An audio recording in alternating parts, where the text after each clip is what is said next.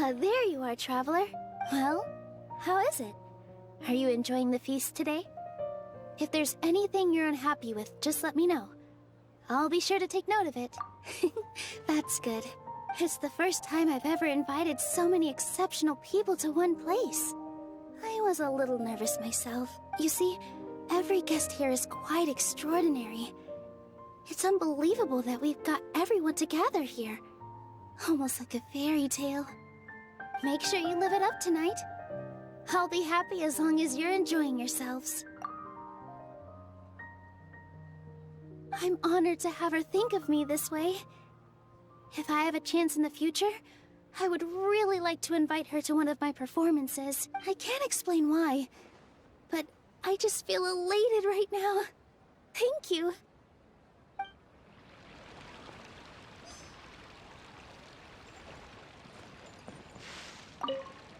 The atmosphere here is good, and everything is delicious.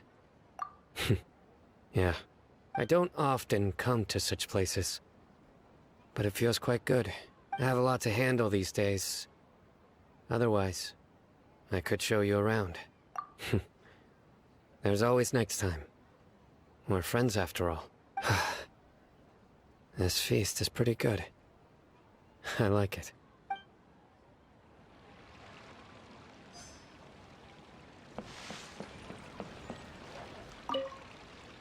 I seldom participate in such lively gatherings, but the atmosphere here is quite good. No. This gathering today has a unique meaning. The Grand Bazaar is lively because the people here feel happiness from the bottom of their hearts, unlike the farces at the Academia. That happiness is an emotion that'll be forever alien to those bookworms who have driven themselves insane by studying. I seem to have taken both keys when I left the house. Oh well.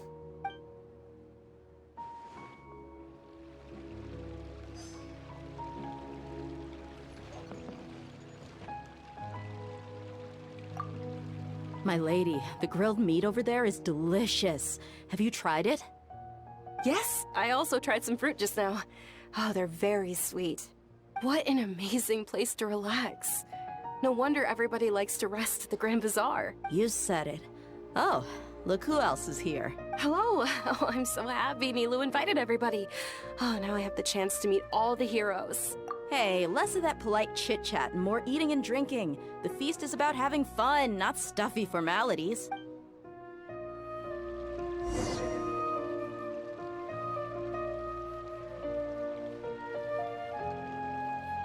Hey, what's wrong? Your head is starting to droop.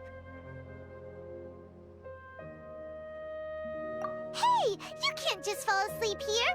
Paimon will go find something delicious for you to eat. You'll wake up once you've put something yummy in your tummy. Of course, just wait here for Paimon.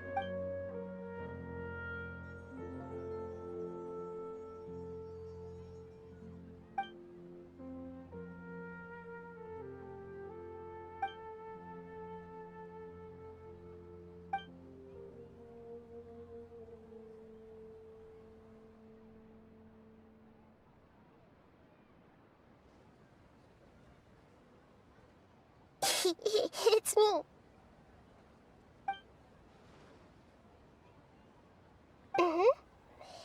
You may blame me for being a bit too self-indulgent. I was thinking about talking with you, and the next thing I knew, I had made a connection with you. The connection between us is amazing. It's like flora and the fence it grows upon.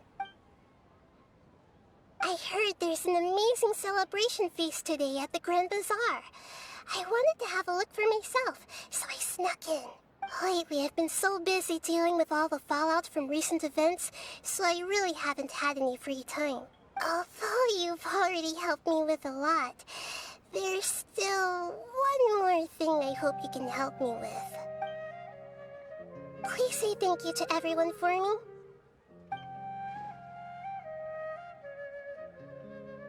Oh, is it not convenient for you to do that for me?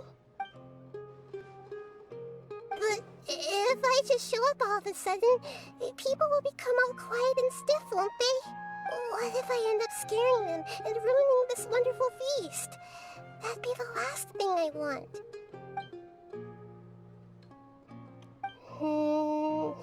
Let me think about it.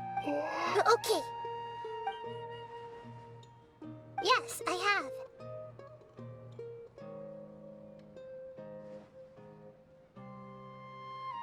You said I should go thank everyone as myself, right? So... I've decided to borrow your body for the time being. Please don't blame me. The flora also climbs up to the fence to get closer to the sky.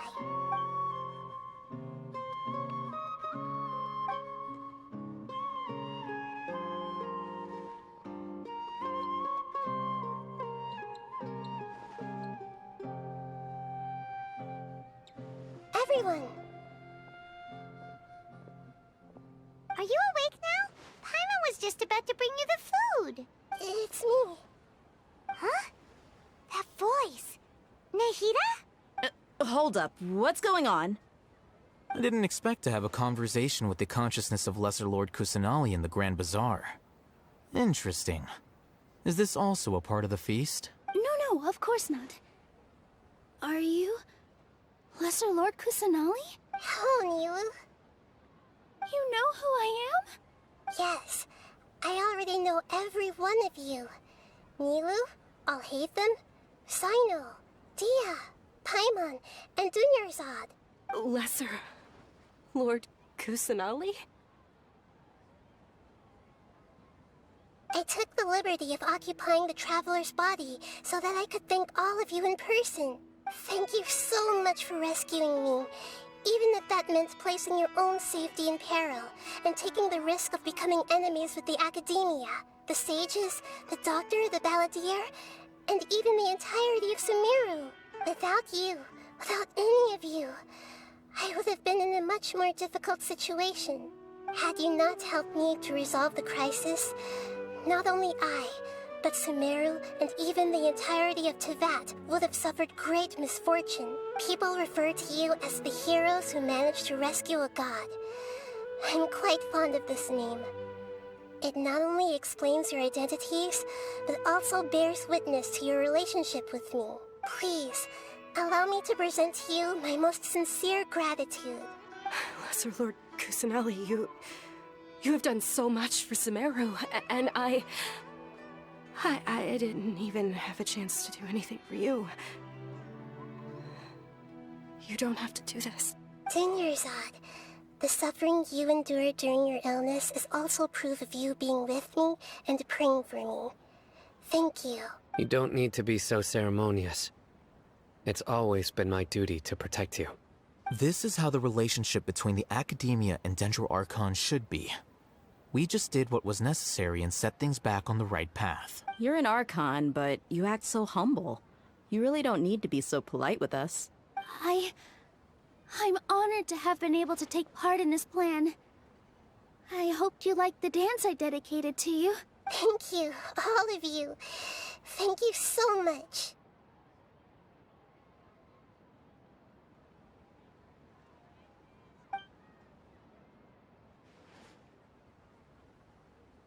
Yeah.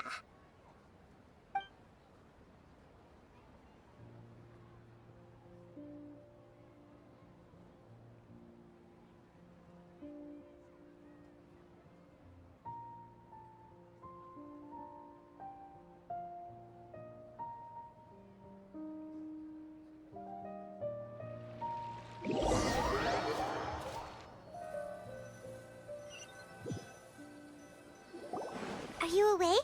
Did you rest well? After Nahida left, you ate a lot of food. You've become a glutton. That just means you still have a lot to learn from Master Paimon, the Sage of Gluttony. All right, since you're awake now, should we go and have a chat with Nahida? She should be in the Academia right about now. If you have any questions, now's your chance to ask.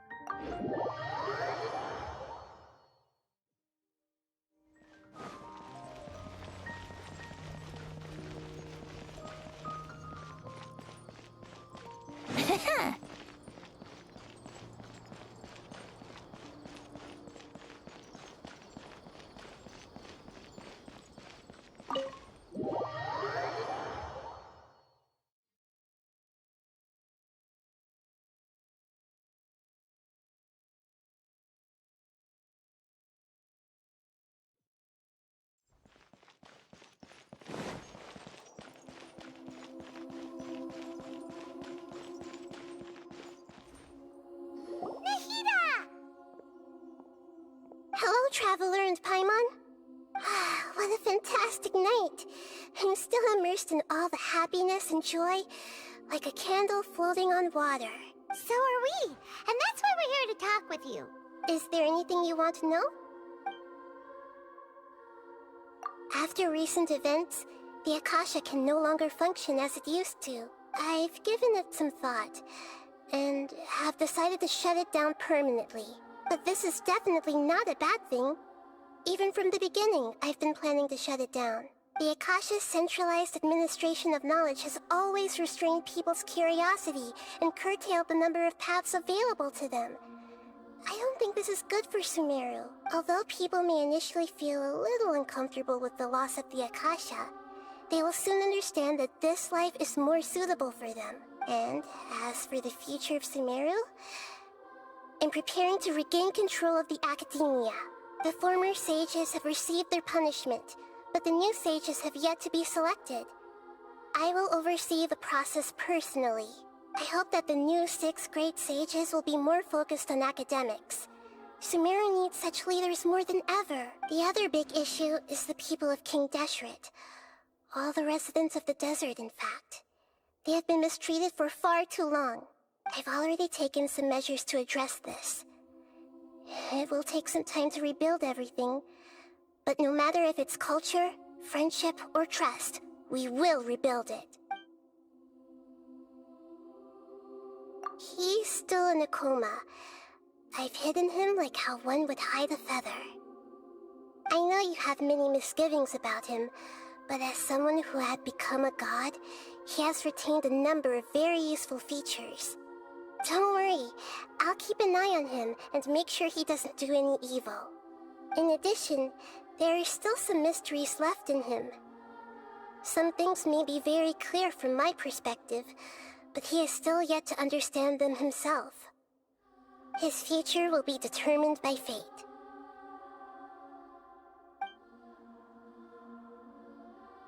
You mean, what happened after the doctor put you to sleep?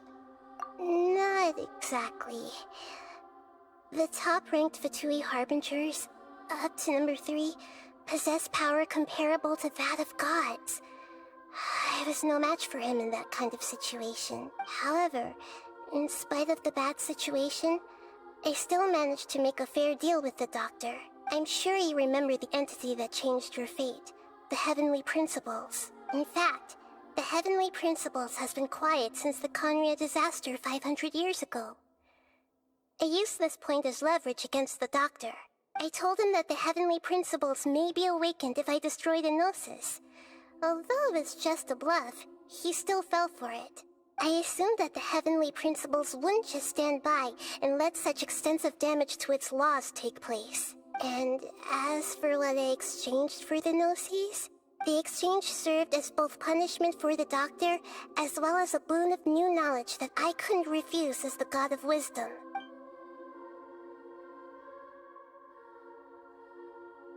Is that where you're headed next? Fontaine, the Nation of Justice? As far as I know, that nation operates in the judicial system. Does their Archon personally judge people? No, there's a Chief Justice in Fontaine. Generally speaking, the Hydra Archon, Focalor, won't preside over individual trials. However, even then, Focalor will still make herself present at just about every trial. It seems that she just likes to immerse herself in that sort of atmosphere. As Archon, she still reserves the right to influence the final verdict. Anyway, let's just say she's got, a very unique personality. Are you sure? Isn't there something else you haven't asked about yet? Huh? You mean... About your brother. While you were resting at Gandharvaville, I took some time to perform an Irminsul search for information on your brother. Yeah! Isn't Irminsul a repository for all the information and memories of Tevat? So there shouldn't be anything on her or her brother. This is true in your case. Irminsul indeed does not have any information on you. However, there must be something different about your brother. Because, as it turns out, The world has recorded information on him after all. What? There's only one possible explanation. He belongs to this world.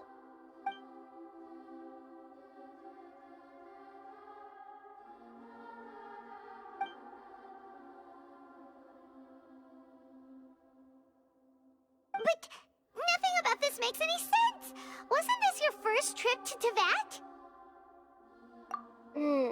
According to the records I was able to access, your sibling suddenly appeared in Conria.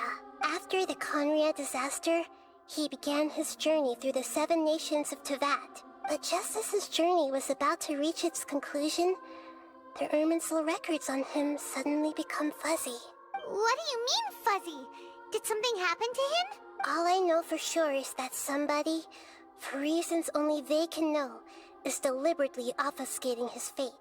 And whoever it is, if they can do that, who knows what else they're capable of. But even that wouldn't explain how he somehow comes from this world. Something else I noticed was that according to these records, the Fatui have not classified your sibling as one of the Descenders.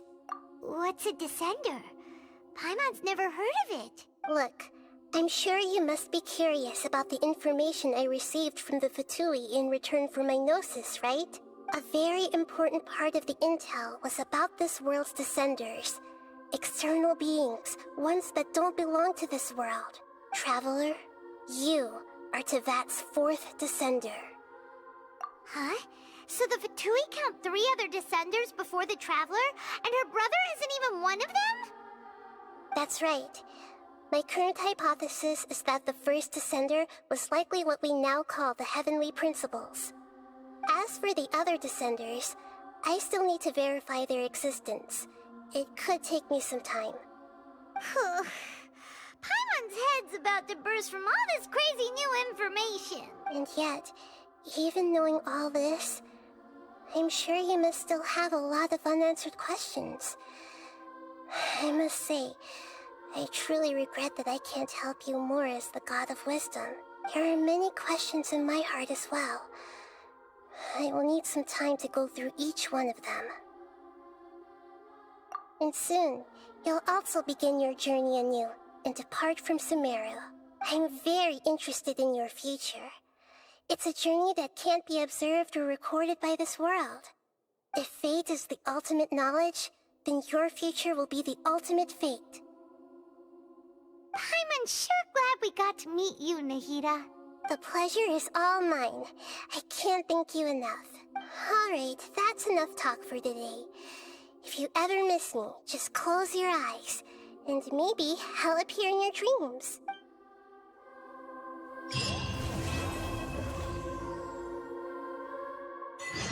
Things in Sumeru have settled down now. Paimon bets people will be coming up with new and interesting ideas at this time. How about we take a walk around Sumeru City and see if anyone needs our help? Paimon has a sneaking suspicion that it just might pay off.